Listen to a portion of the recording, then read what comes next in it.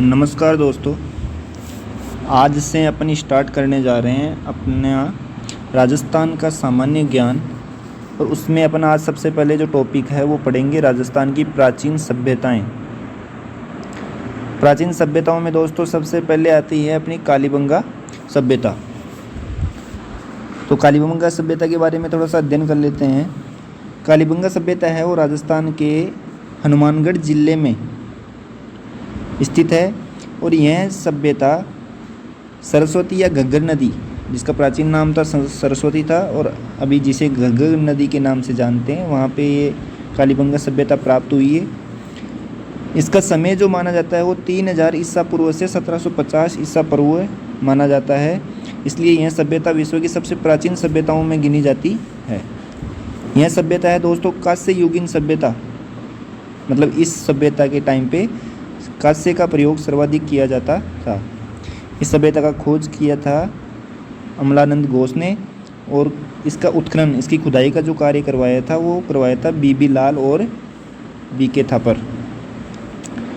इसकी खोज हुई थी दोस्तों 1952 में। इसकी खोज अमलानंद घोष ने की थी और उत्खनन का कार्य स्टार्ट किया था 1961 से 1969 तक बीबी लाल और बीके थापर के नेतृत्व में।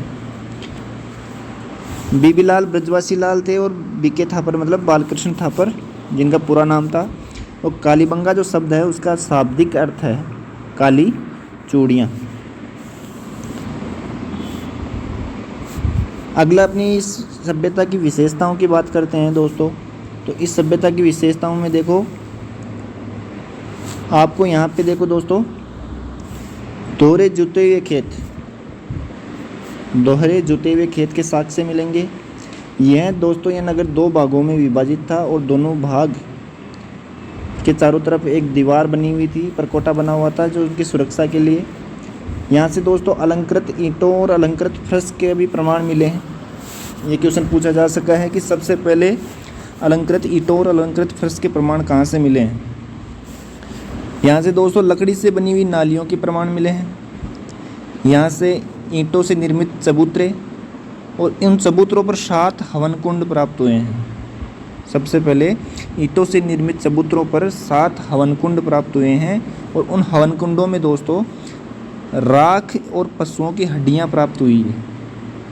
और यहाँ से ऊँट की हड्डियां भी प्राप्त हुई है, इसलिए ऊँट उनका क्या था दोस्तों, पालतू पशु बताया गया है। जिस प्रकार यहाँ से राख और पशुओं की हड्डियाँ प्राप्त हुई है, उस हिसाब से दोस्तों यहाँ पे माना जा सकता है कि इस समय बलि प्रथा, जो पशुओं की बलि दी जाती थी। इसके अलावा यहाँ से दोस्तों सूती वस्त्र में लिपटा हुआ एक उस्तरा प्राप्त हुआ है। यहाँ से कपास की खेती और चावल की खेती के साक्ष्य प्राप्त हुए हैं। इसके अलावा यहाँ पे युगल समाधि, मतलब स्त्री और पुरुष को एक साथ गाड़ा जाता था। युगल समाधि में तो साथ साथ में गाड़ने की जो समाधियाँ हैं वो प्राप्त हुई है।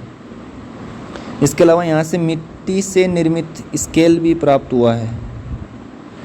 पुट्ठा जिसे अपन बोलते हैं वो भी यहाँ से प्राप्त हुआ है। और यहाँ शल्य चिकित्सा के साक्ष्य प्राप्त हुए हैं। ऑपरेशन वगैरह इस काल में किए जाते थे। इसके अलावा एक बच्चे का कंकाल मिला है। तो ये यहाँ की दोस्तों हो जाएगी विशेषताएं। आज के लिए इतना ही। धन्यवाद। जय हिंद, जय भारत।